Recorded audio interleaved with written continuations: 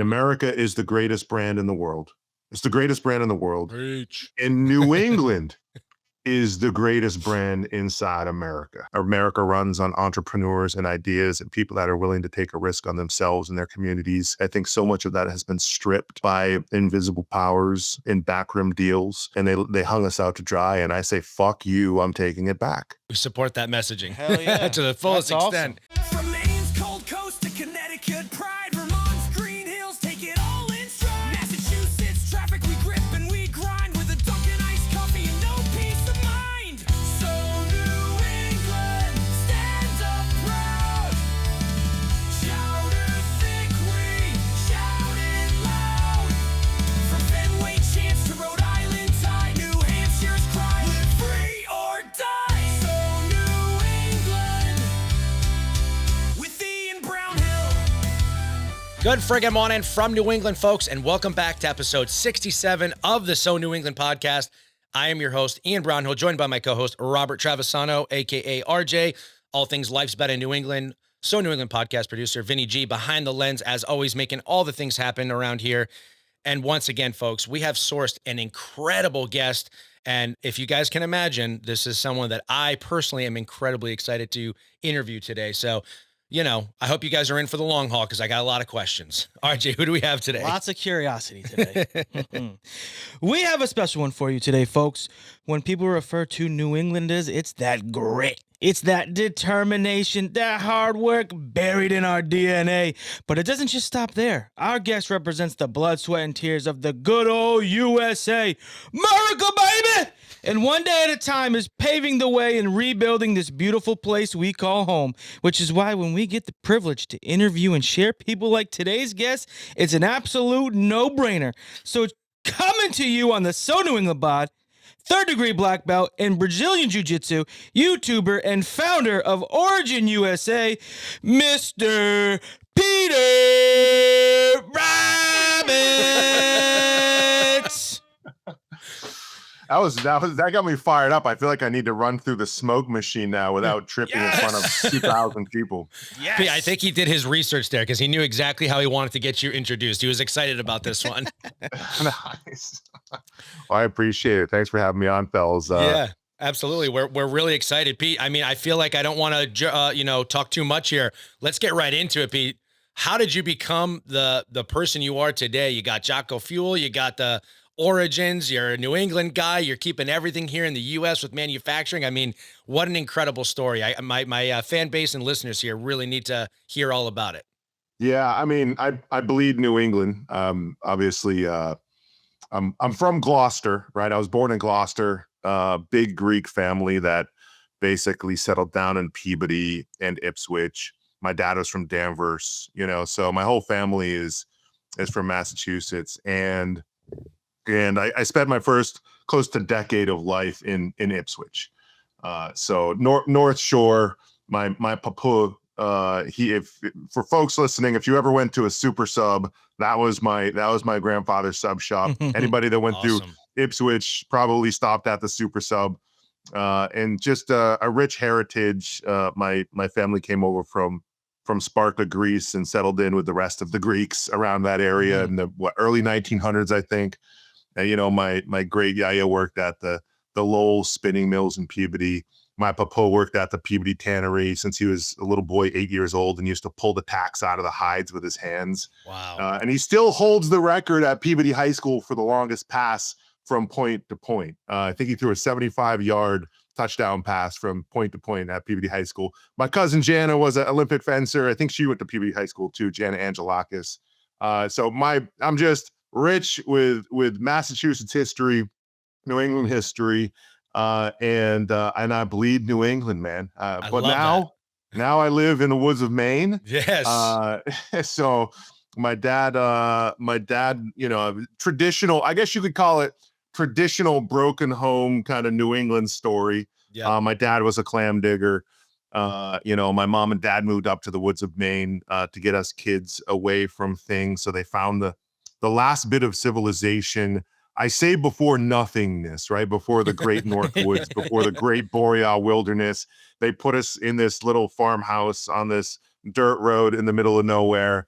and that's where I ended up spending the rest of my childhood. And I stayed behind here in Maine to build a life, have kids, build a life, and ultimately build Origin and Jocko Fuel from nowhere, Maine. So that's kind of the Incredible. beginnings, and I can Yeah. go anywhere you want with that. Yeah, that's awesome. I should let you know, Pete, knowing that your grandfather passed has the longest pass. This gentleman right here to my left has the longest Oh, dear run God. in we're from we're from Rhode Island, and where we grew up in Westerly, Rhode Island.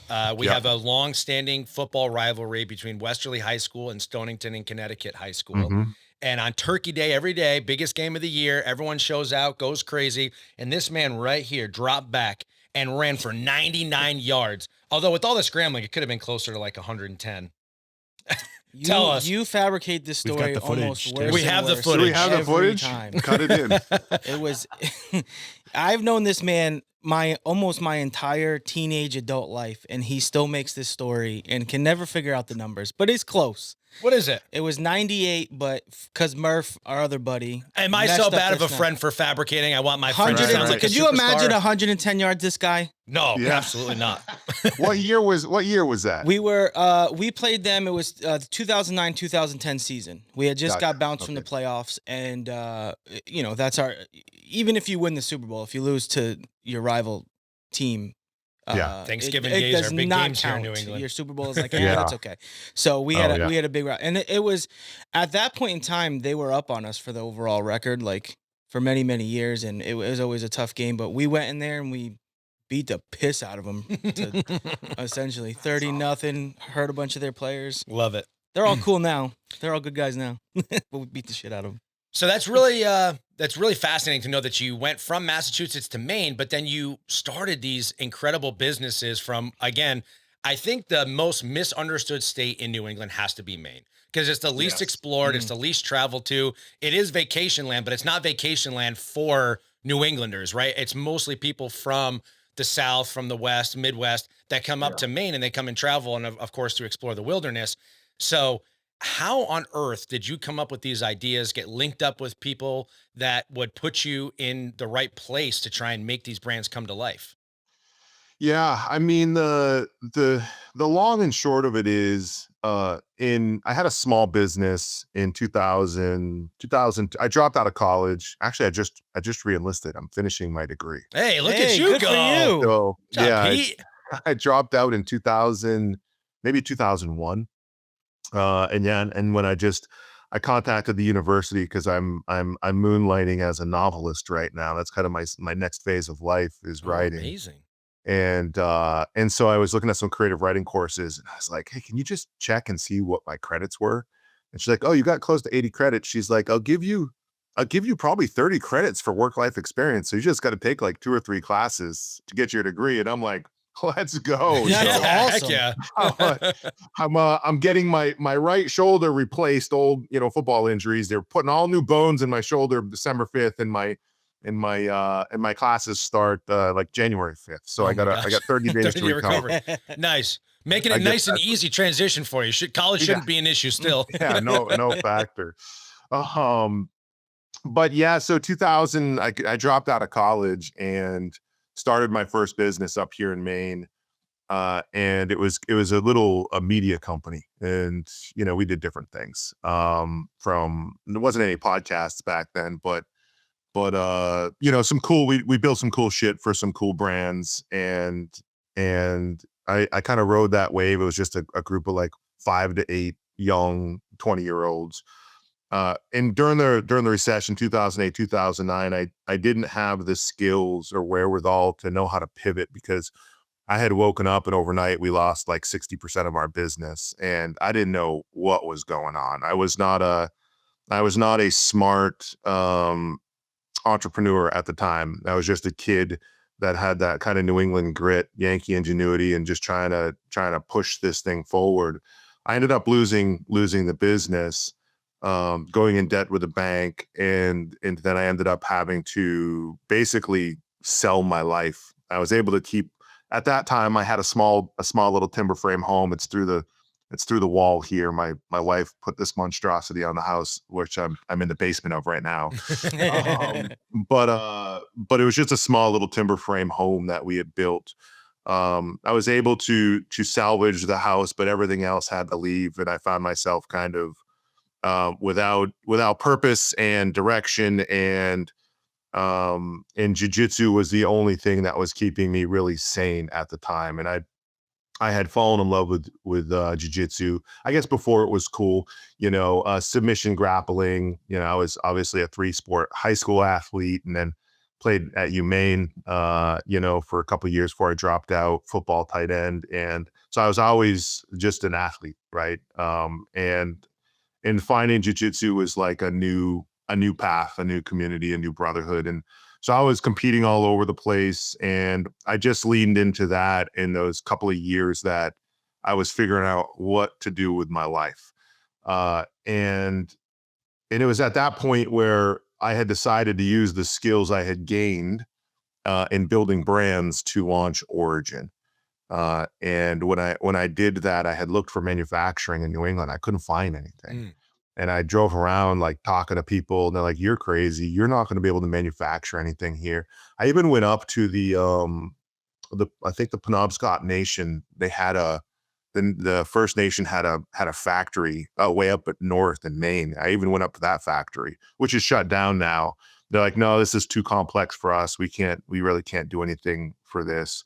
I didn't have the capital. I didn't have any capital. I was, not two nickels to rub together, a bucket to piss in. So I just did what I could. And I was pretty scrappy. And so I designed this new jiu-jitsu gi, and I was like, all right, people are going to really like this. And I didn't have money to place an order or anything. So I had one thing I ended up importing from Pakistan, and it didn't feel very good importing from Pakistan. And this will lead me to the reason we exist and how that came to fruition. But I ended up getting this one jiu-jitsu gi. I shot a photo of my buddy wearing it. I put it online, and we sold 200 units. And so overnight we raised $40,000. And I took that money and I freaking Western Union that shit to Pakistan on a hope and a prayer that they would return this thing I had designed in quantity. I ended up getting them. I wouldn't say it was all perfect, but I ended up getting them, and that's how the brand launched. The issue was I didn't feel good about it. I didn't feel good about sending tens of thousands of dollars at that time to Pakistan. I would get on late night with my manufacturer, and it just kind of felt, I don't even know how to put it, wrong, I guess. Yeah. I didn't know where the money was going. I didn't know what I was supporting. And I was competing in a tournament. I had won this big tournament. It was like the North American trials. It was like the Olympics of jiu-jitsu. And because I won this, they sent me over to Abu Dhabi to compete against the other winners from all the other countries. And during my basically, I was in the bullpen warming up. While I was stretching, I saw somebody walking by, and they were wearing this gi I had designed. And I was like, that feels pretty good. I'm in the middle of nowhere. This person's wearing this thing. They walked by, and there was a different logo on the back. And I was crushed. I was like, holy shit. My manufacturer is taking the things I'm designing, the intellectual property, and they're selling them to other brands.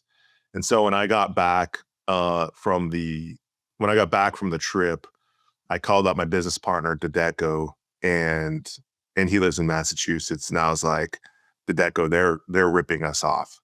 They're taking these things and they're selling them to other brands. And so I got on the phone or the Zoom call or Skype at the time. I'm not sure what it was. And I basically said to this guy, Ali, I was like, hey man, I was like, you're taking the things I'm designing and sending to you, and you're selling them to other brands. He's like, yeah, I am. He's like, business is business. You can't do anything about it. And I was like, I don't know if I can swear on the podcast. Yeah, go for it, man. I was like, you motherfucker. Yeah. And that was the defining moment, the inciting incident that truly forced me into the position where we had to make it ourselves. And I called up the deco and I was like, we're going to build a factory. And I didn't know what that meant. I didn't know how. I just knew that America once was the heartbeat of this nation. The wealth of America came through New Bedford, it came through whaling, whale oil. Then it came through the mills of New England, the cotton mills, a Muskeg mill in Manchester, the Lowell mills in Massachusetts, the Bates mill in Maine, and in Rhode Island had a huge, huge textile. Yeah. And still does actually. And so I just knew there had to be a way. I had heard my great grandparents and my grandparents talk about getting through the Depression and working in these mills and contributing to the family. Everybody would bring whatever they made in to survive, and they romanticized about the work that they did in these mills. And I was like, how can all of this be gone? Like how can nobody have any idea how to make a simple garment, how to weave a textile? Well, how did this happen? And I was like, if they could do what they did back then, if all these immigrants, the Irish and the French and the Greeks, and they all came in, they all melted into these factories, they dug these canals, they harvested the granite, they built these canals, they built these mills, they cast the bricks with river clay. Like they built this shit from scratch. They Right. cast the iron in Lewiston. They built the looms, right? The Draper looms in Hopedale, Massachusetts, the power looms, the shuttles. Like they were doing all this with no knowledge of computers. They didn't have any reference materials. And I just thought, how can we not do this?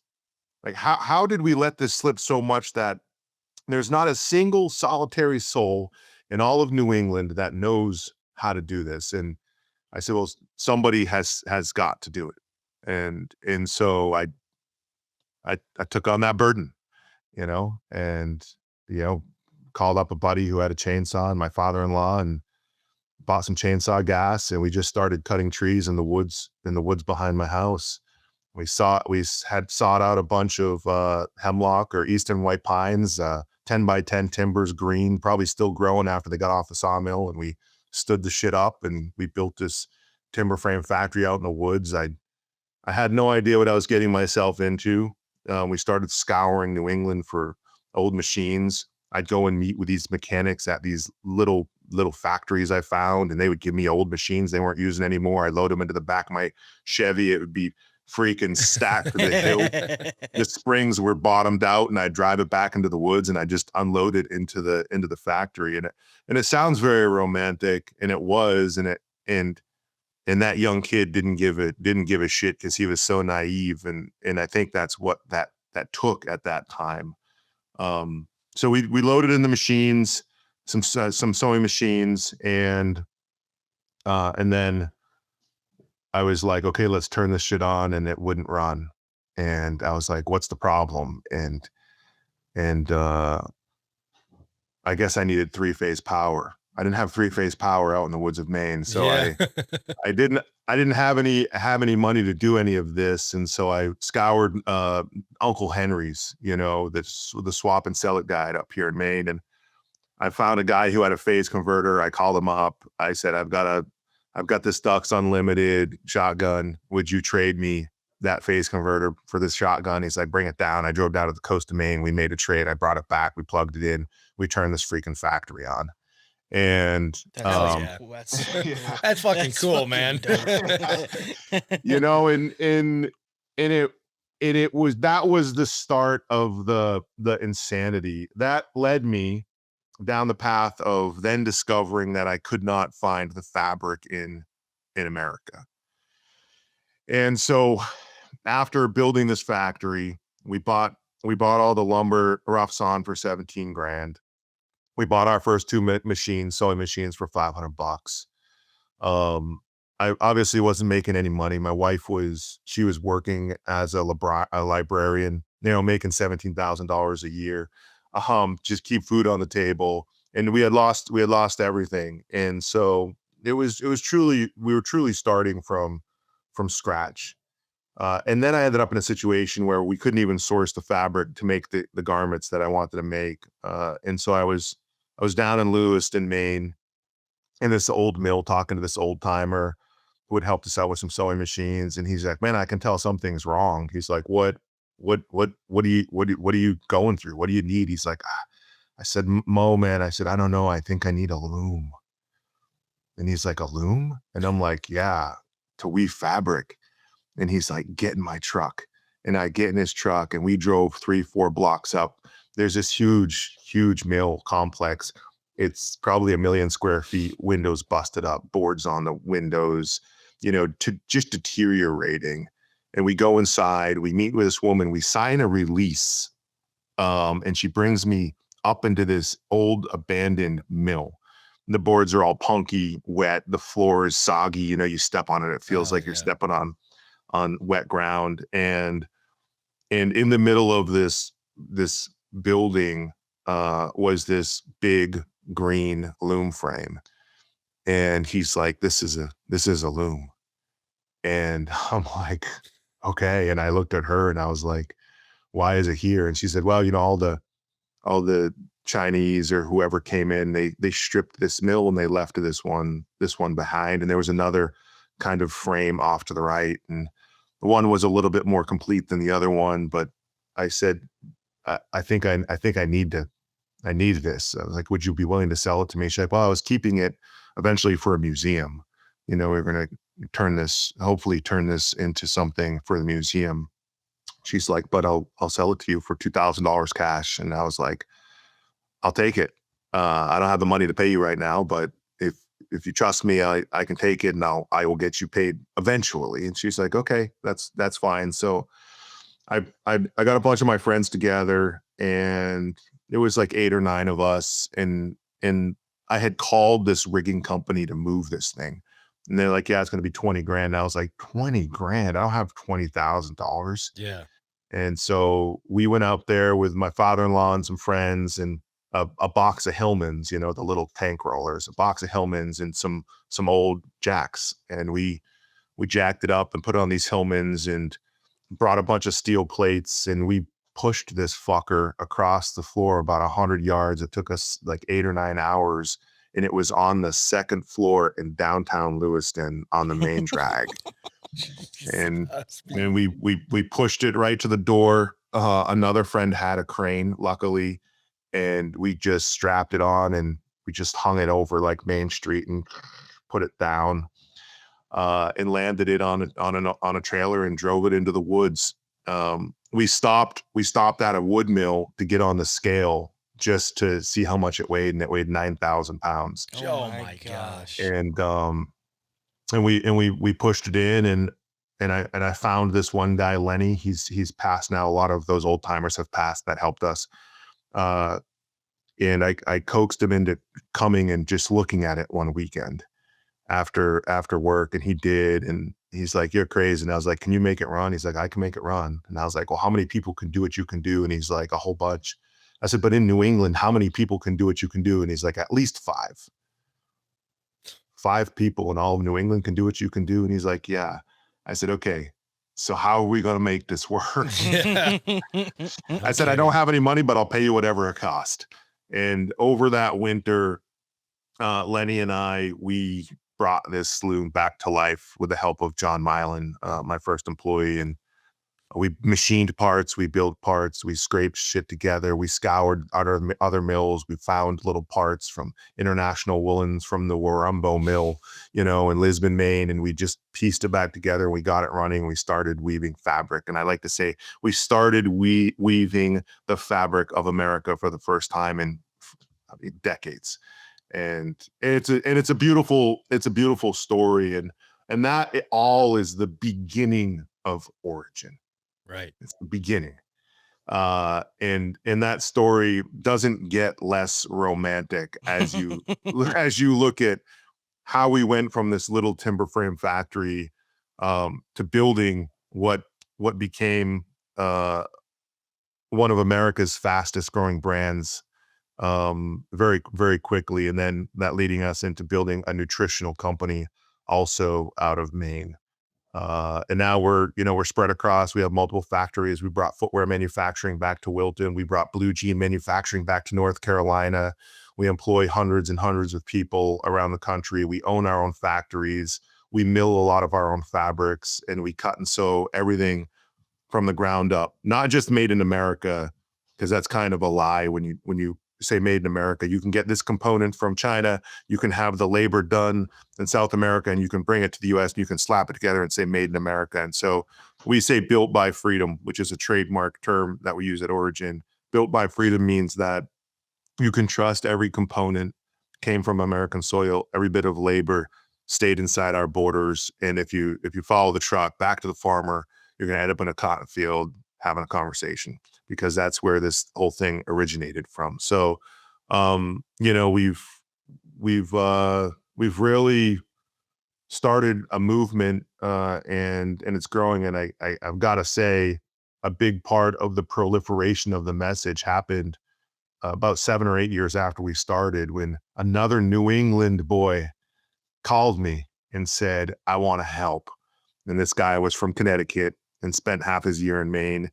And he had built quite a following through a book that he published, and a podcast that he had started. The guy's name's Jocko Willink. And Jocko's like, man, Who's that?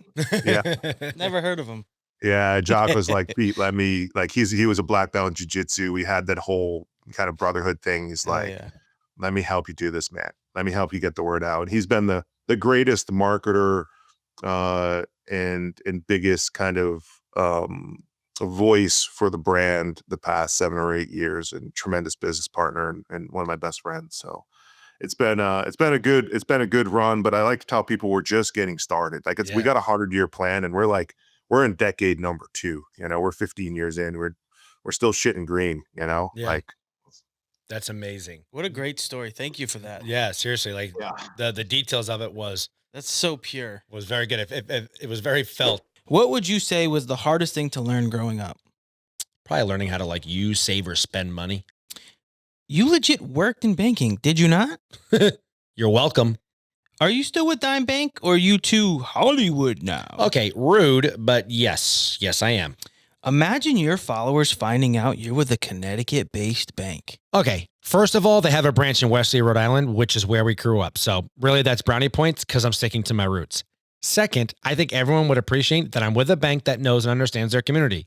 Their tagline is legit, community banking lives here. Hey, I'm not asking you to sell me on it. I've been banking with them for years, and they know me on a first-name basis. I'm just saying I'm surprised is all. I can see the headlines now. Mr. Anti-Connecticut actually banks with local community bank? Okay, you know what? Follow along with me here. They're FDIC insured, equal housing lenders, wicked friendly. They take care of all my personal needs, have expansive products to help all my businesses, offer lending across the board, merchant services. What more could I possibly want or need? And you know that I secretly like Connecticut, so... Oh, I hope you heard that, folks. Dime Bank is the reason Ian loves Connecticut. Okay, you're ridiculous. Funny story, though. You know how they have like the mobile app with like banking, Lifesaver, you can do all the deposits. Have you tried to teach your mom how to do the mobile deposit No. yet? I was teaching my mom how to do it, and she takes a selfie instead of the check. Visit dimebank.com to learn more. I think the thing that is intriguing to me is that the jiu-jitsu beginning of this. And I want to touch on that because I'm sure you get a lot of business questions, but I would love to kind of hear about why jiu-jitsu, because it seems that a lot of the people, as I've ever explored in the space of like motivation, mental health, how to have like the wherewithal and the strength to get through stuff, a lot of people are involved in jiu-jitsu. And I'm curious about what it's done for your life and how you think that part of training and what it's done for your mental psyche, how it helped you stay strong in the face of adversity. Yeah. I love that. I love that question because jiu-jitsu gave me everything.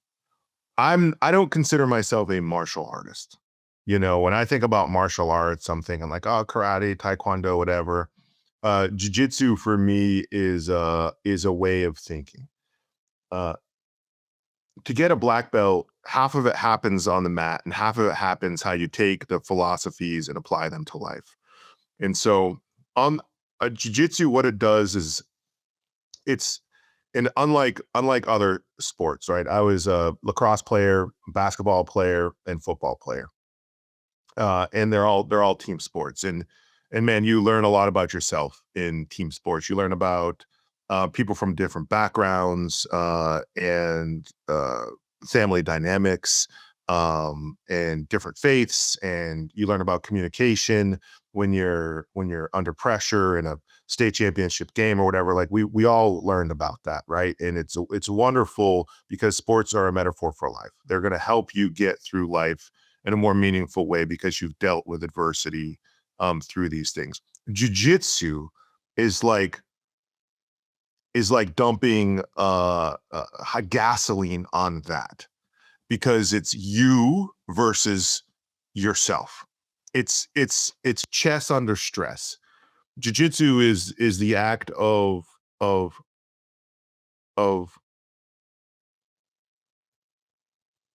remember the game of Mercy? We used to latch on the fingers and we would grip and we'd like try to twist, and Yeah. whoever would say mercy. Oh, it's like that, because you're grappling with an opponent, and that person, if they don't let go, they can kill you, or they can break your arm, or they can break your knee or whatever. And so your whatever edge you think you have as a man, whatever toughness you think you have, if I needed to protect my family, I'll just black out. If I really got in a fight, you don't really know what I can do. I can really damage somebody because I've got this lie that lives in my DNA. We all do. And I did. I mean, I'm my papa was like, Pete, you're from Sparta. You know, your bloodline is Spartan. You know what I mean? So like I definitely had this. I mean, when I walked into my first jiu-jitsu class at 6'3", 275 pounds of athlete, you know, Division I athlete, and a little 150-pound computer geek choked me out, I didn't know what happened. All of that ego, confidence, swagger was gone in an instant, and the addiction started for me immediately. Because I looked at myself and I was like, wow, you're not as tough as you thought you were, and you don't even know what happened.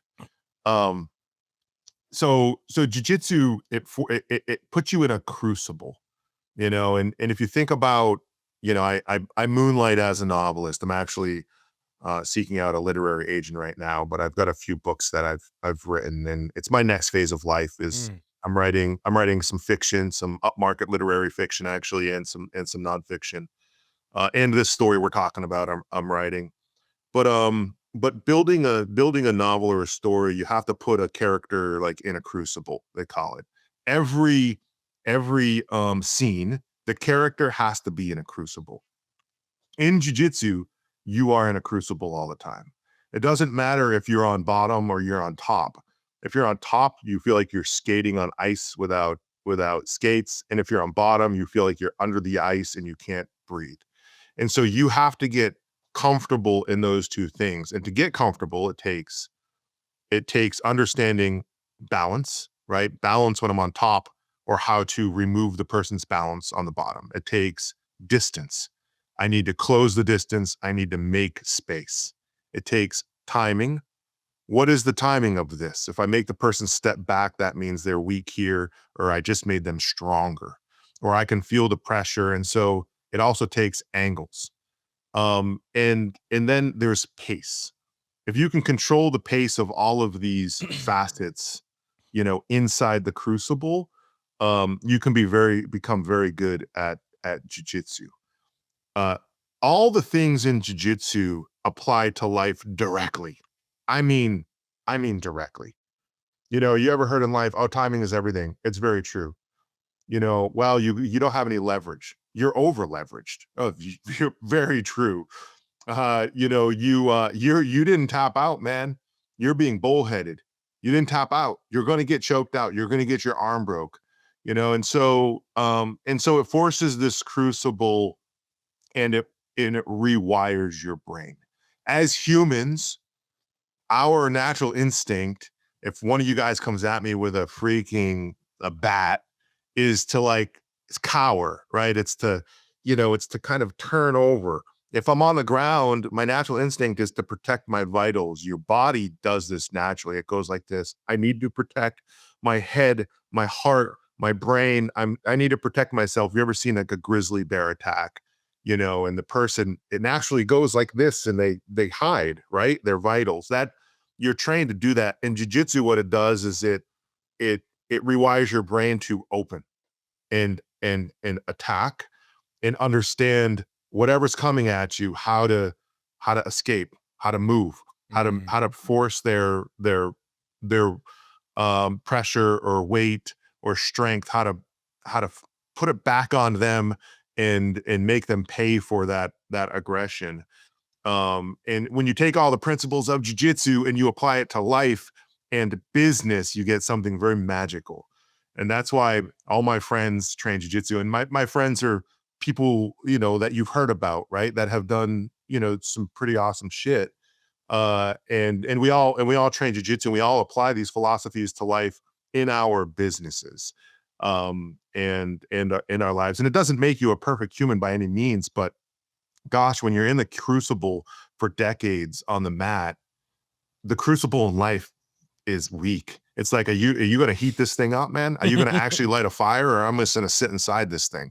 Right. And so it's a tremendous tool, and that's what it is. It's tools.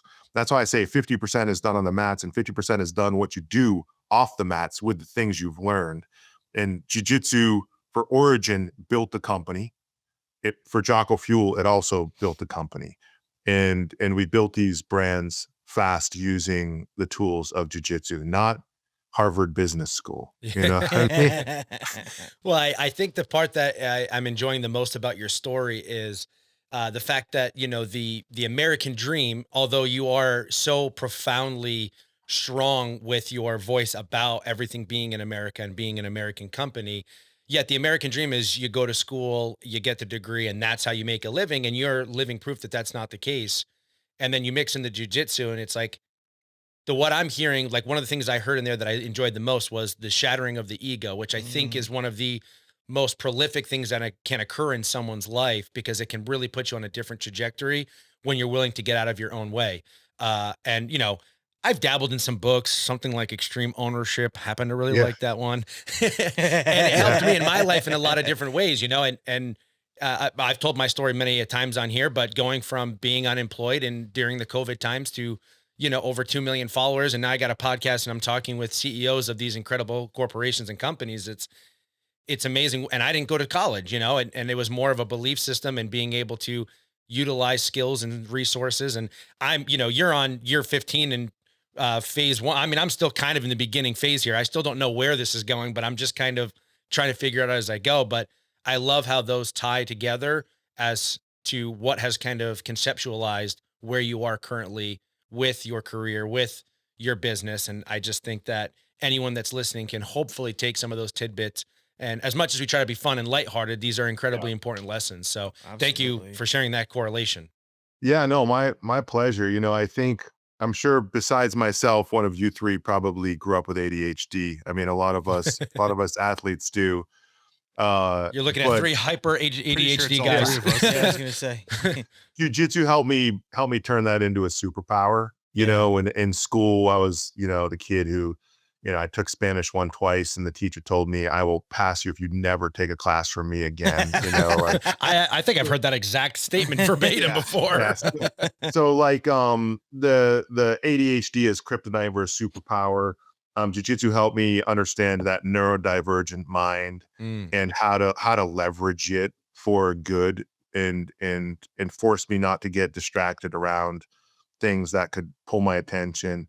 And I'll tell you, and I know you're on this pretty awesome journey coming out of COVID and building, I would call it like a media empire. It feels like is what you're trying to do, which is awesome. Trying.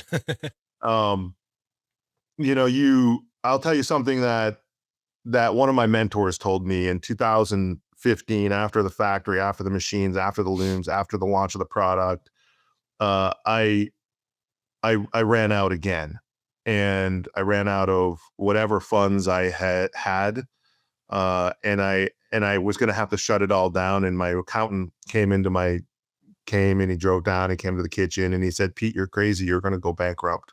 And it's going to be worse this time. And why are you doing this to yourself? And I said, because I believe it can work. And he's like, it obviously isn't, right? Like you're obviously, it's gone for a reason and you should stop before causing more pain to yourself and your family. Well, I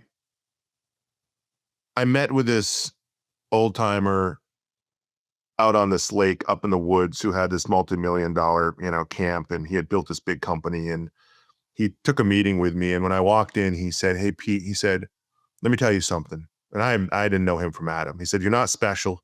Your ideas aren't special and nobody gives a shit. You still want to talk? And I said, yeah, I don't have another choice. I want to fix whatever I broke. He's like, what's your problem? I said, I just don't have the capital. He's like, don't talk to me about capital. He's like, you're talking to me about money? He's like, money is a tiny sliver of what it takes to build something iconic. Capital, it's one small component. Do you believe in what you're doing? I was like, yeah, I do. He's like, okay. Do you have a home? And I was like, I have a small home. Yeah. He's like, cool, go remortgage it. There's your money. He's like, what else is your problem? And I was like, I don't know. He's like, you're your problem. You don't understand yourself. He's like, you ever taken a personality profile? I was like, no. He's like, I'm going to tell you what, I'm going to give you a list of things you need to do to understand who you're working with first. And once you understand that and you see yourself, things are going to change. He's like, go solve your money problems. Go figure out who you are. Do not hire people like you. Don't hire yes men. Don't hire people who think your ideas are wonderful. Hire people that challenge those ideas and that are creative, add a creative value. He's like, but let me tell you something. He's like, how old are you? And I was like, I don't know. I was whatever, 29 or 30 or something like that. He's like, man, you just finished your first decade of opportunity. He's like, you're just a baby. He's like, your first business didn't work out. He's like, so what? He said, from 0 to 20, you're learning. We all do. From 20 to 60, you're doing. And hopefully at 60, you're enjoying the fruits of your labor. And that means you have 4 decades in between the gut of that, 20 to 60. Anything great in life takes 10 years. You aren't going to do anything great in less than 10 years. He's like, so you just finished your first 10? He's like, you got 3 more. He's like, and now you're here. You're 4 years into this new thing. And you're running into these problems. He's like, solve the problems. If you believe in it, go all in. And it was that meeting that I left. I remortgaged my house, got $100,000, put it into the business. I freaking had somebody show up a year later and offer me $1 million to buy the business. And I said, yeah, no, I'm not interested. And I didn't have anything at that point. A few years after that, I had somebody offer me $100 million. A few years after that, I had somebody offer me $250 million. Like it has propelled since then in a major way. And I think staying true to who New England once was, not even staying true to myself, but staying true to who New England once was, which was New England was the heartbeat of America. Our grandparents and our great-grandparents built the mills, built the canals, wove the fabric for the Civil War, fought in the Industrial Revolution and bled. And they all sacrificed something so that we have the opportunity to take a risk. And what I've discovered is people just need to be reminded that that's what we're bred to do. We're bred to be rebels. We are rebels. America is rebels. I travel all over the world and we're crazy gun-toting fools, right? I think that's really special, the way that we were raised, and that rebellious nature is so important to the success and the growth, because America runs on small businesses. America runs on entrepreneurs and ideas and people that are willing to take a risk on themselves and their communities. And I think so much of that has been stripped by invisible powers in backroom deals. And they hung us out to dry. And I say, fuck you, I'm taking it back. Oh, yeah. And so Love that that's where I am. And we support and that I love- messaging Hell yeah. to the Yeah, fullest that's awesome. extent. There's got to be a tremendous amount of pride that you feel. I mean, I understand that you're on a ship that's on a trajectory, so you're not really looking to stop and smell the roses just yet, although I'm sure you have your ways of doing that. But as a New Englander, for us hearing the story, I have pride for you. I'm ready to run through a fucking wall now after hearing everything. And I'm also ready to read any book that you put out. But also, I think the story that you're telling, along with the pride that you're presenting for New England, like, there's got to be something there that you're kind of like, you look back and you're like, let's say 10 years from now, this has a footprint that starts a tumbling effect into New England and how we manufacture and how we do business. There's just got to be some pride there that you're feeling it, because I feel it for you as a New Englander. I'm like, hell yeah. Like, I knew I love my region for a reason. yeah, I do. I feel a lot of pride for New England. I feel a lot of pride for what this is an impossible dream. Like, it's about to be 250 years, right? Like, we're right on the cusp of this 250-year dynasty where a bunch of young kids decided they were going to pick up arms without any boots, without any industrial knowledge. We were an agrarian society.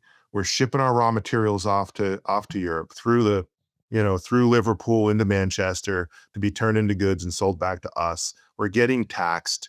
We didn't have an organized military. We're just a bunch of people trying to fight and survive. And the fact that they won is crazy. That's it. They shouldn't have won, you know? And so for me, that's divine intervention. And it was meant to be. And if you believe that, and I do believe that it was divine intervention, it needed to happen. And it happened through New England, and that toughness and that grit. We can't ever let that go. You know, if we ever lose that, I think we lose ourselves. We lose our identity. And we're close enough to the source. I mean, I'm a Gen Xer, you know, and I listened to the stories of my Papua talking about, you know, World War II and being in the Aleutian Islands. And I remember the stories. I remember him saying, "Hey, Pete, I used to sit down at the general store and talk to the old timers about the war." And I was like, "Well, what war was that?" He was like, "The Civil War." It's like, wow, we're like just so close, you know. And I think trying to get people just to pay attention enough to that history and that why, and why 250 years next year is crazy, is tremendous. Absolutely. And America is the greatest brand in the world. It's the greatest brand in the world. Preach. And New England is the greatest brand inside America. I don't Hell want to yeah. sound biased here, but I wouldn't be against us being the star that's a little bit bigger on the flag. If they were ever to remake it, our star should stand out a little bit more, All six maybe of them. dead center of the 50 states on that flag, just because, you know, you're welcome for everything. They should highlight it or something, stick them out to make sure they know. Yeah, where- but I'm We're the very capital of proud. I'm America. very proud of what we've done, you know, and what we fought for, and I don't want to stop, man. Yeah. I don't. You're I don't keeping wanna on the stop. good fight. That And- says a lot and we about love you that. too, because not only going back to what Ian asked about the pride, to realistically, instead of saying like, you know what, I'm gonna do the easy way out to make a buck, you're like, no, I'm gonna go figure out. I'm gonna start from scratch. And when I say from scratch, I'm talking about how do I grow this shit so I can turn it into what I want to turn it into, so that when I say this is made in America, it actually means made in America. And that's really cool, because I didn't know what you just said about, or you said it a little bit ago, that if, you know, like you can import or whatever, two different things and have them shipped back to you, put them together, and, oh, made in America. I didn't Yeah. know that. That's cool. So I think that's, Finicky ways to do all the things. Yeah, It's I the mean- same thing we talked about with like with what's her name, Lisa, about the chickens. Where Oh, it was like yeah. the Yep. process to call food organic is actually like so. It's just like a really expensive price tag and not actually Yeah. about how the food was raised. And we were like, Okay, Whoa. well, Blew my now mind a maybe I little. should stop spending $8 extra for my eggs. Yeah.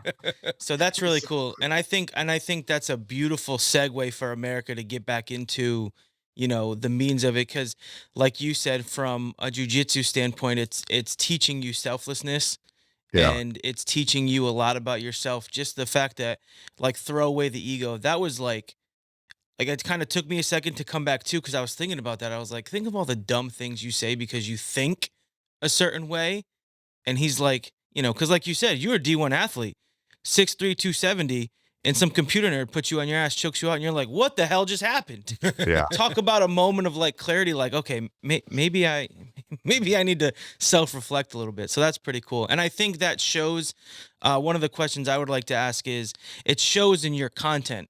And it shows in your vlogging, because one of the things that I found fascinating when I was looking into you a little bit more deeper dive was when you film, you're in your factory. Mhm. Your background is your people working, the tools, the machines, the this and the that, and you're no holds bars. You don't care. You'll let anybody see it. That's fucking awesome.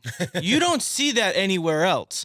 Cause No. I think you posted the video. It was like you're pretty much like reeling back the curtains. Like you don't want it to be one of those things where you think of these foreign people and their slave labor type stuff. You're like, nah, man, this is old buddy over here and he's putting together shoes. Tell us why that's so important to you and why you do it. Yeah. It really goes back to I mean, I would get up in the morning, 1997, and I would get the newspaper and I'd want to check out, the team we destroyed the night before and cut out clip out the pictures and the articles. Mhm. And I'd be going through these newspapers, and from 1995 to 1997 was when I played high school sports. There was always something in front of that. And that something was mill shutters, factory shutting down, Bash Shoe laying off 200 people. It was all about the loss of the community. It was all about the hollowing out of the workforce. And I just remember watching TV and listening to and I only got two channels growing up. We had the rabbit ears on the roof and you turn the thing. Tin, tin, tin, tin, tin, tin. Um, and two things that had a huge impact on me, and I'll bring this around so it answers your question. Number one, watching the Berlin Wall come down. When I was 12 and I watched the Berlin Wall come down, I didn't know what I was witnessing. I just saw a bunch of what I thought was angry people in blue jeans smashing this big concrete wall.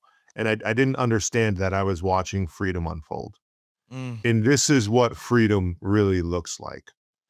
And that was huge for me. And it wasn't long after till I was watching the presidential debates and listening to this guy from Texas talk about this giant sucking sound. Like the words stuck with me. What is a giant sucking sound? Like, why would you use those words? And it was Ross Perot talking about the hollowing out of our mills and communities after America signs these trade deals, NAFTA, and then the World Trade Organization. It was going to cause a giant sucking sound of the machines and the knowledge and our workforce going south. And really it was a slow drip because it took a while, but 93, 94, these trade deals got signed. And 95, as I'm going through the papers, I am witnessing this giant sucking sound. And then I remember just hearing my friends' dads are out of work, like this mill's going to shut down. And it just had this lasting impact on me. And I didn't understand why. And I think that was the major thing. It stuck with me. Like, it was seared into my memory, but I didn't understand why until I started paying attention to the world and the way things work. And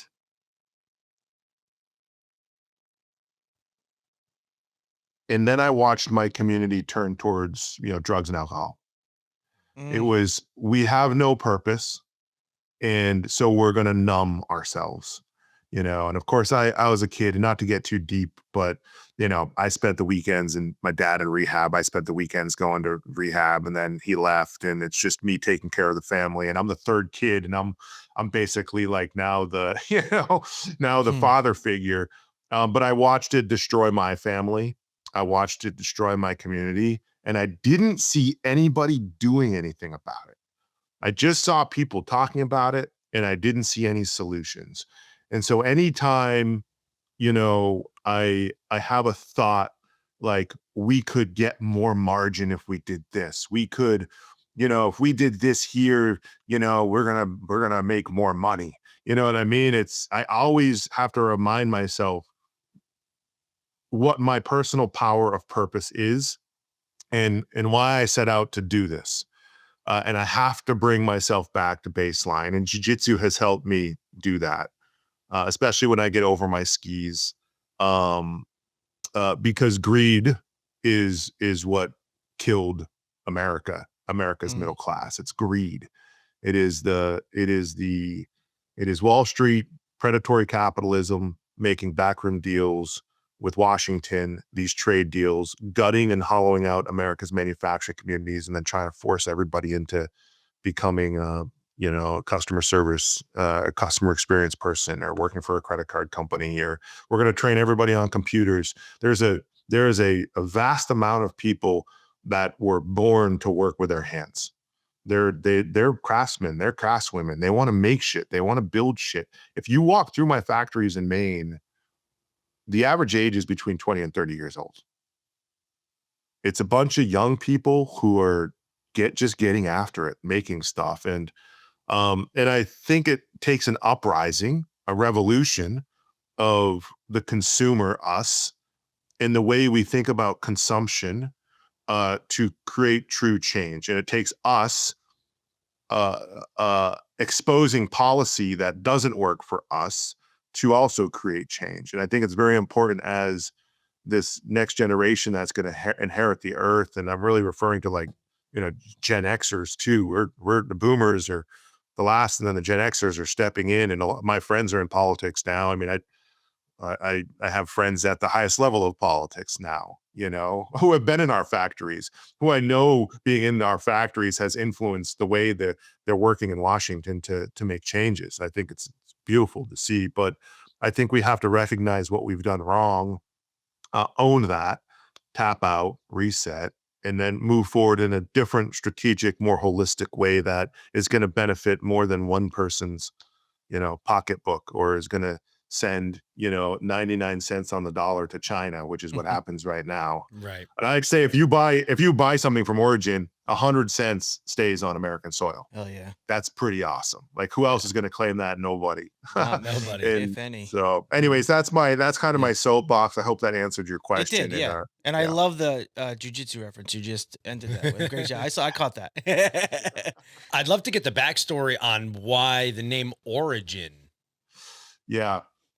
You know, I mean, it is the rebirth, the beginning, the reclamation and the restoration, and we're reclaiming America's forgotten communities. And so this right here, it's a wave, you know, and we call it the wave of freedom. And so everything is riding back on this wave. The thing that once was and will be is riding back on this wave. And in the factory, one of our factories in Maine, I have this big painting. It's a digital painting. Somebody actually hand painted it though. And it is Washington's two ships, right? And off those ships, we're pulling back the machines back from overseas. And so that's the reshoring aspect. We've got to restore, we've got to reclaim, like we got to stake our claim again, like we once did. Then we've got to restore the factories and the communities. And then we got to reshore the machines and the knowledge. And this is a renaissance, you know, of manufacturing. And if there's going to be a renaissance of manufacturing, it has to happen from New England. It's gotta go back to where it started. Right. And that Yankee ingenuity that grittiness, that craftsmanship and rebellious mindset is what's going to get us there, because I believe New Englanders are some of the hardest working people in the world. You hear stories about, oh, you're from New England? Okay, cool. Like like a fishing rig out in Oregon. Oh, you're from New England? Can you run this for me? Yeah. There's and you hear these things. We can all freak. We know how to freaking build a 2x4, 2x6 wall. We all know how to, weld. Get shit done, man. Yeah, New get Englanders shit know how done. to get shit done. It's always an ongoing running joke. I feel like a lot of New Englanders find their way to Florida at some point. And I Yes. feel like the minute someone from New England gets to Florida, they immediately are met with whatever job they want.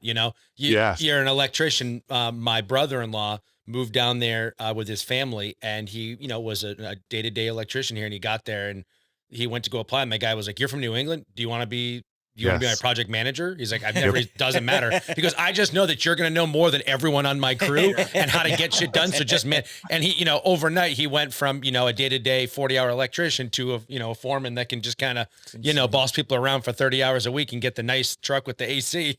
Yeah. You know what they say in California, you break down on the side of the road and you need to change a tire, and someone's going to be like, "Oh, that's terrible. Yeah. Oh, I'm so sorry." In New England, they're going to pull over and say, "Get the fuck out of the way so I can change your tire for Yeah, you." exactly. Causing traffic, like- fucker, move. Yeah. So it's funny. My wife and I we're empty nesters. My son graduated from Bentley in Waltham. He's Wow, in Boston congratulations. now. Great school. Thanks. My daughter's at NC State, and so we were empty nesters, and so we're going to be snowbirding down in Florida. So we just got a good place. for you. Hey, Yeah. man, you've worked hard for it. You deserve. Well, I got to You recover deserve to with be that. warm. Yeah, you gotta Plus, recover. You got the shoulder going on, pal. You Come can't on. be. You can't be, -5 degrees up Yeah. in Maine with the shoulder. That Yeah. will That's really what I'm ache. Yeah. I love That's that what for I'm That you. saying. nice warm heat. Well, I don't want to Yeah. keep you too much longer, but I would like to get just a small snippet of the Jocko Fuel and how that Yeah. entire business kind of model came to fruition, and what you've done to kind of build it out, your responsibility and role in it, and all that. If you don't mind sharing that. Yeah, I mean, Jocko Fuel's it's a pretty big business. We make supplements and clean energy drinks and protein drinks. And in 2016, part of the strategy for Origin was, we don't want to just build America's next footwear and apparel brand. Of course, we started in jiu-jitsu, but the idea was never just to build jiu-jitsu gis. Early on, it was about building America's next big brand, but 100% on an American supply chain in footwear and apparel. And in 2016, my buddy he had started this little nutritional brand. And one day we basically compared our little databases, Mhm. and when we cross-referenced them, they were like, I don't know, 90% of the people were the same person. And so I negotiated a deal with him to purchase this little brand. And I think I bought it for like 40 grand or something. And basically I was buying the customer list and like the supply chain. I didn't really want the brand, but I want the supply chain. And I also saw that our customer was consuming this. They wanted to be healthy. And I also saw the margins of this were way better than this manufacturing margin. And so my idea was, I knew how much it was going to cost to build Origin, and I knew it was going to take decades. Then I knew that it was going to be really, really hard because of the low margin of the things that we're building and the investment it was going to take.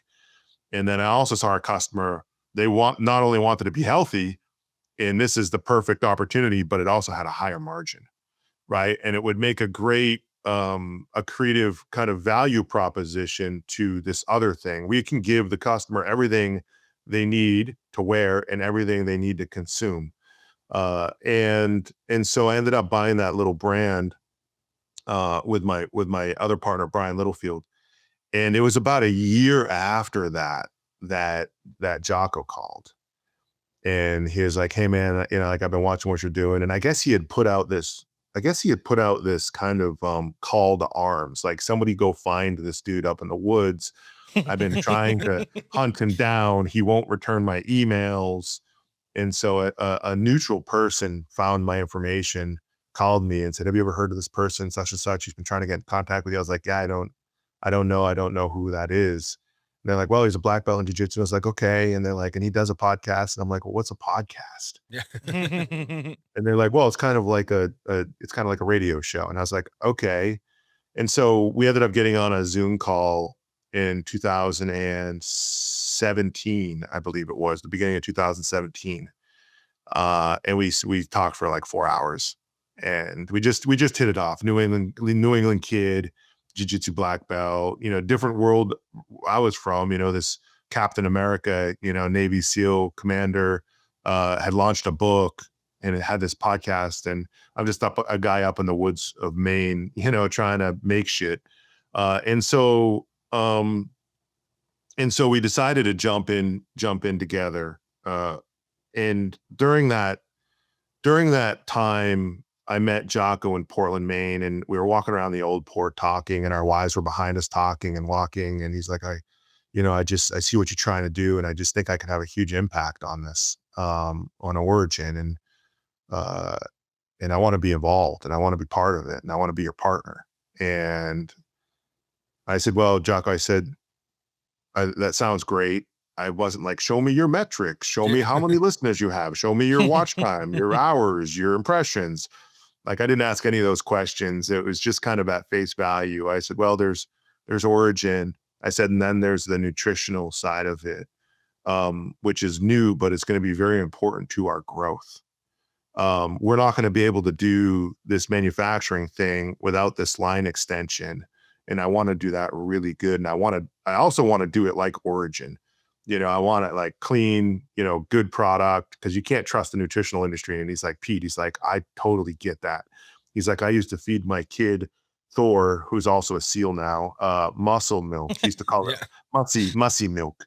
And then I found out it was really bad for you. And I was force feeding him like 4 a day, putting it in bottles, you know what I mean? So I don't know if he was actually doing that, but Jocko tells his story. He's like, I'm aligned with you.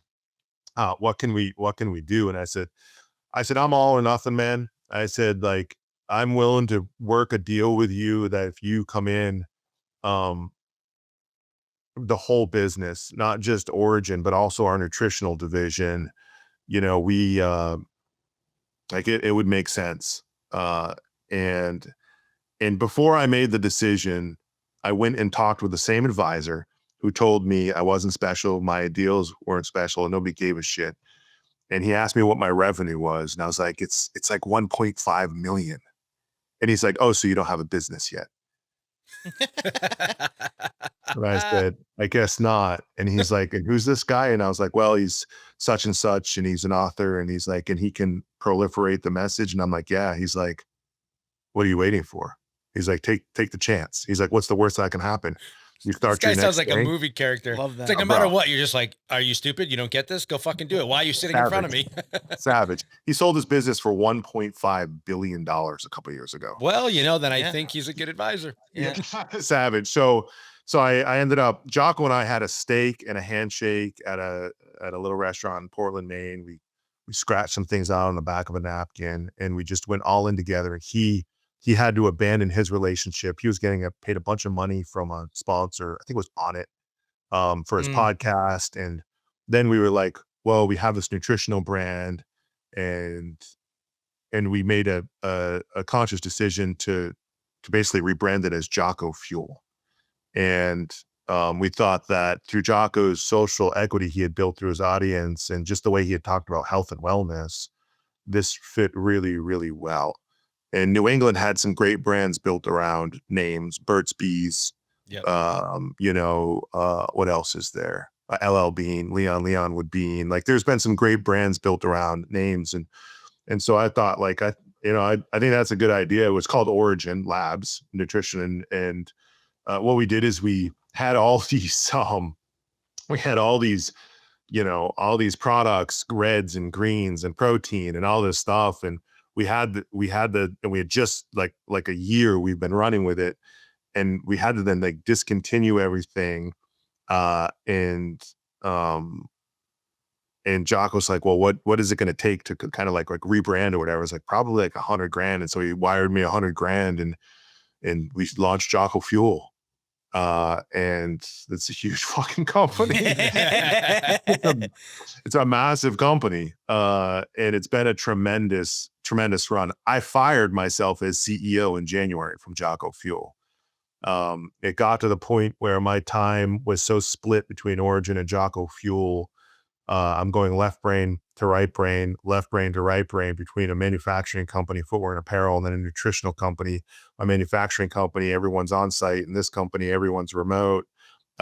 This, we build everything, and this is all done through distribution and channel strategy. And it got to the point where I was like, again, I used Jiu-Jitsu. Am I going to be bullheaded? Is both brands getting what they need from me? And the short answer was no, they weren't. And so I had to swallow my pride and ego, and I fired myself, and I hired a CEO to run Jocko Fuel in January. And Jocko was super supportive, and Deco was super supportive. My other business partner, and then Kip Folks is my other business partner. Who he was the co-founder of Under Armour, by the way. That little side note.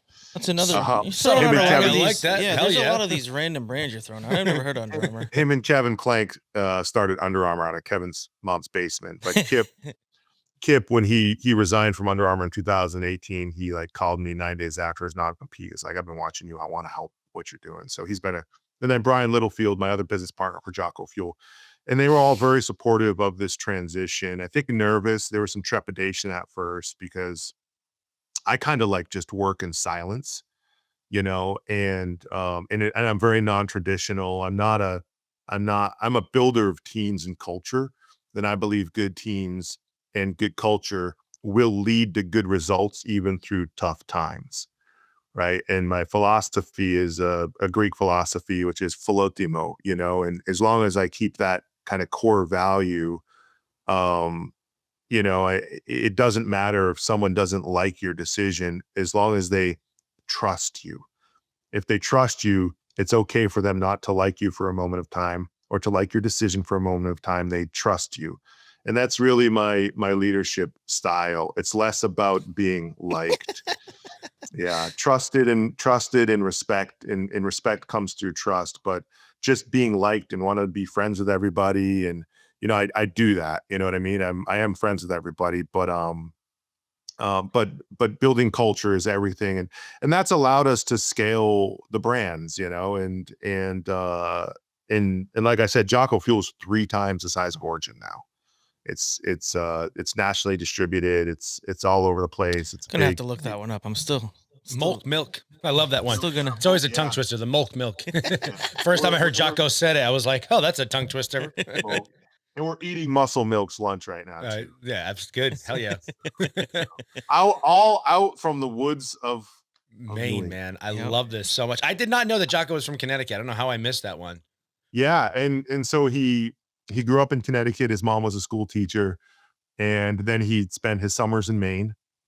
His dad taught tennis in Kennebunk, and I believe he enlisted into the military from Maine also. So yeah, he's a New England kid. He watched these factories shut down. He's Similar just story.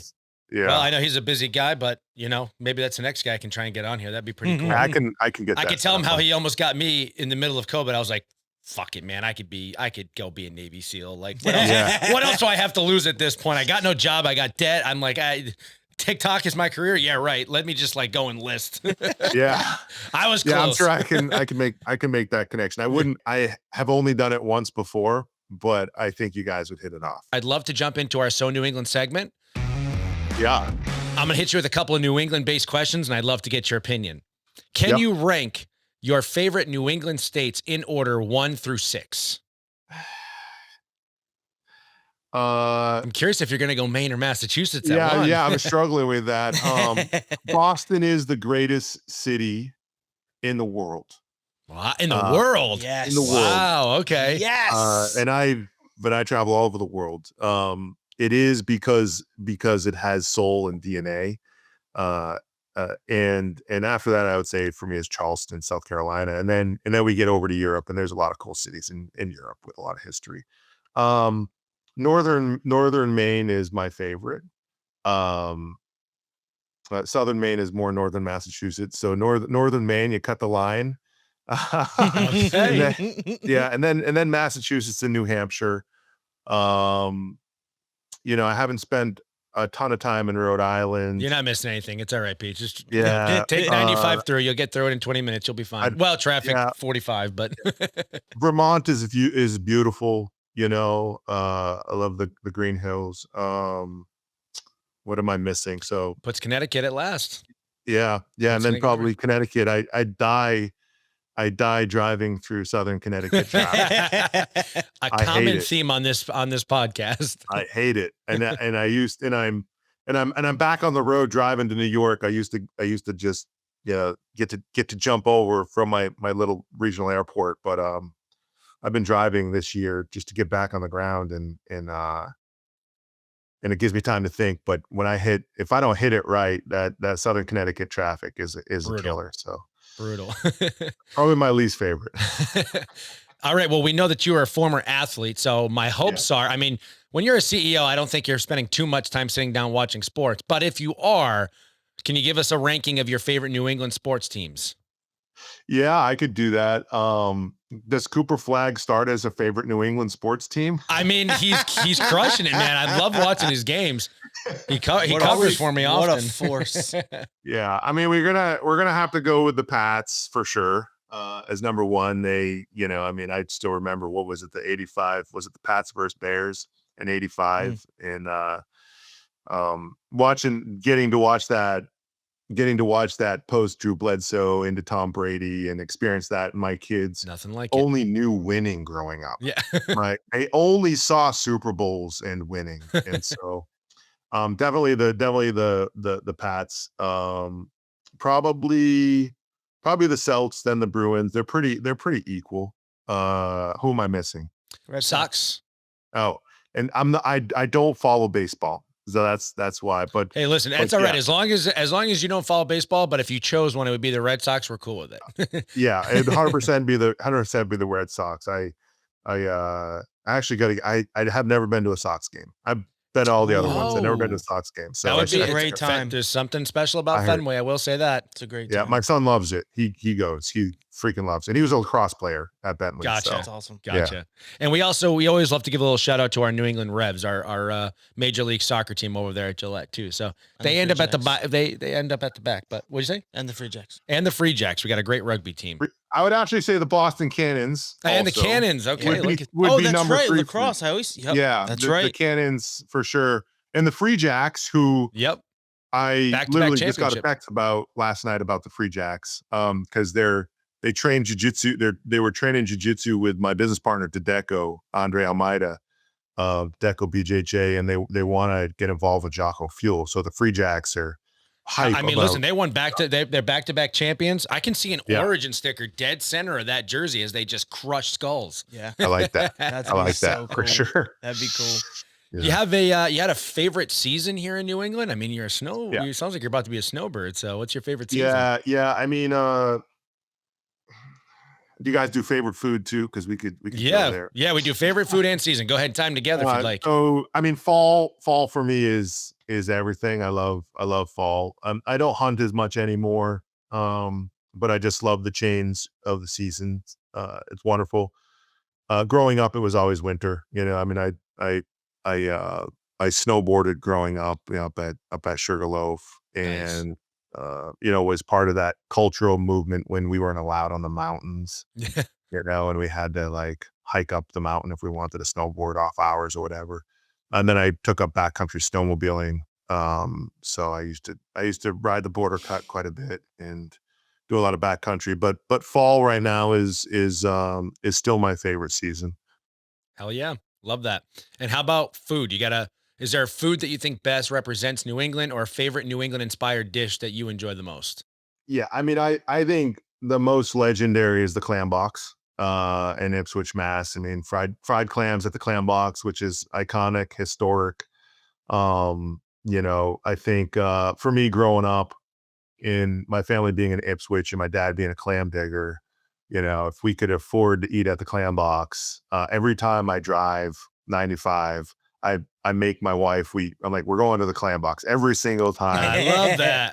I love So, I love a good New England nostalgic story like that. That's awesome. Gotta go. yeah. All right, now I know you were talking about favorite cities, and you said Boston, but if you could add a particular city, state, could be a country, continent, whatever, if you could add that to New England, what would you choose? I'm curious if you're going to say Charleston. I was there last week. I've been there twice now. It's a fun, cute little town, but It is, yeah. to be honest with you, Rhode Island is very much like Charleston, where like we have these very coastal, cute towns with the stores and Yeah. shopping. So I'm kind of used to that. So it was a really cute town, but it didn't do numbers for me as far as interest. But I'm curious what you're going to say. I actually told my wife this summer I want to spend more time in Rhode Island because you guys have a folk festival, don't you? We do the Like, Newport Folk Mhm. Festival. That's Newport. huge. I want to Yeah. go to that so bad. I'm like, that looks so cool. The folk festival. I can get you connected with the right people, Pete. Get you some VIP yeah. experience if you'd like. I'm in. I'm in. Let's do it. I'm seriously. I'll hold you to it. Absolutely. I'd be happy to. If I could add something to New England, it would be more cuisine based. I mean, and if I had to choose a cuisine, I would choose Italy, so like if you There it is. could slap a You got Yeah. our producer Vin very happy. Hell yeah. He's our Italian guy here on set. So Yeah, I Jeez. love, I love, I'd say stick the flavors of Bologna in, and there probably is. I mean, there's some really great, there's that Italian restaurant I was down a couple weeks ago, right next to, Paul Revere's house. It's right to the left. When you're looking at Revere's house, there's like that restaurant on the left is an Italian restaurant, little hole in the wall. Unbelievable. I don't know that one offhand. I can see the Paul Revere house right in front of me, but I don't know the Yeah. restaurants too well. But that's They us, have that's us Rhode Islanders, man. We don't get out much. Yeah. if Yeah, I'm but, if I'm invited, I'll head up to Boston. But besides that, I avoid that traffic at all costs. Yeah, like any Italian city, and I love Italians because they're just so real and raw and pure, and they're not going to bite their tongue. And so I think they just, obviously a lot of Italians already here, but I mean, but yeah, the cuisine of Italy. We're bringing and, Italy right over. I mean, yeah, to be honest with you, it feels like that when you're here in Rhode Island. But if we got enough room, bring over all the Italians. Just say Bring them all Westerly's got a big Italian. I love that. Is there anything that you think is underrated about New England that more people should know about? And then the reverse, is there anything you think is a little bit overrated that everyone harps over that you're like, it's not, it's all cracked up to be? Yeah, overrated is the coast of Maine. Ooh, okay. The real Maine is inland. Yes. I You love want to see that. the coast of Maine is a beautiful rocky coast. You can look at it in pictures, but I think I love lobster, but like the coast of Maine lobster thing is very overrated. The beauty of inland Maine and the mountains and the Appalachian Trail and the rivers and the experiences, Rangeley, like some of these areas are just, they're untouched, they're Yeah. pure the way they always have been. So I really like that. Overrated. Underrated. I think sometimes we underrate our ability to have experiences in New England. If we were born here, there's so much culture in New England. Absolutely. There's so much beauty and I love whether it's going to Manchester, New Hampshire, or going into the White Mountains, going up to Gore, New Hampshire. It's like Mad Max up there during the summer. There's Yeah. a million four-wheels they can ride up and down the road. Like that's a whole different cultural thing than let's say like Boston, or Burlington, Vermont. Right. There's I think as New Englanders, sometimes we overlook what's right in front of us. It's a gorgeous place to grow up and live. Absolutely. It's like such a thing here in Good New answer. England when they're That's a like, great answer. time for a vacation. We got to get out of here. I'm like, hey, how about you travel up to Vermont? You've never been. You don't have to spend thousands of dollars to go to the Midwest. Maybe the mountains will be smaller, but they're just as beautiful. Exactly. And the biggest underrated thing about New England is you can go from Boston to Paris or Boston to Lisbon or Boston to anywhere in 6.5 or 7 hours. Right. It's easier to fly from Boston to Europe than Boston to California. Absolutely. I love We're that. I more say that all the time. comfortable. I've been to Ireland 4 times now. It's my favorite country. I love going there. And I'm like, it's cheaper and faster for me to get to Ireland, which is an entire different world, than to go to LA so I can spend $45 for a matcha. I'm all set. Thank you very much. Exactly. Yeah. I am good. I'd rather go count sheep and have some bangers and mash. Thank you. Exactly. So I think that's underrated. Love that, Pete. And then one last question. If there was a way that you can encapsulate New England as a whole, like a single statement, phrase, paragraph, something to sell New England to those who do not get to live in our beautiful region, what's the best way to do it? Outside of saying we have incredible manufacturing going on in Maine.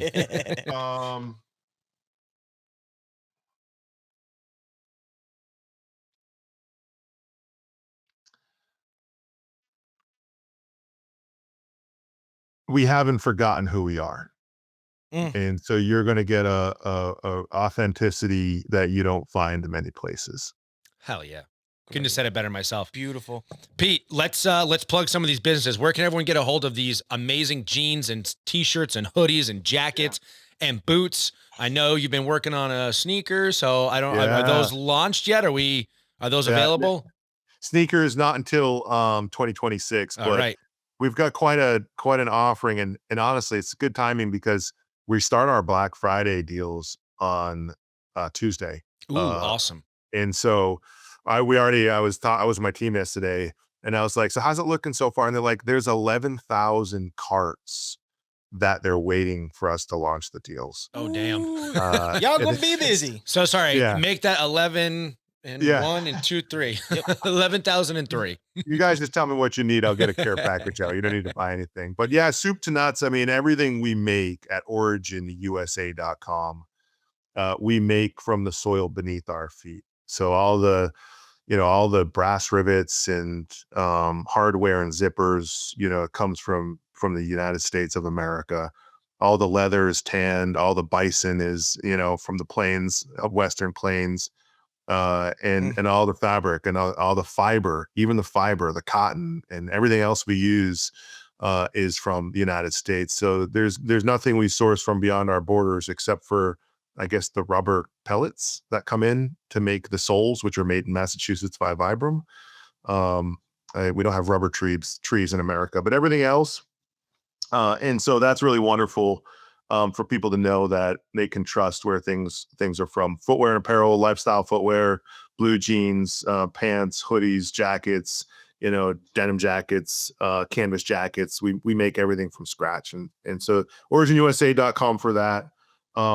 Me personally. Yes, absolutely. Where can they find you on social media so they can continue to get motivated, learn more about your story, and tag along because you got these books that are going to get released and people are going to need to tune into those. So yes. So and if you want me to maybe read those in a nice New England accent for you, I can get into a little audible for you, but we'll talk about that. Absolutely. Yeah. So Instagram, I'm Pete.origin, and YouTube, it's just youtube.com/Pete Roberts on YouTube.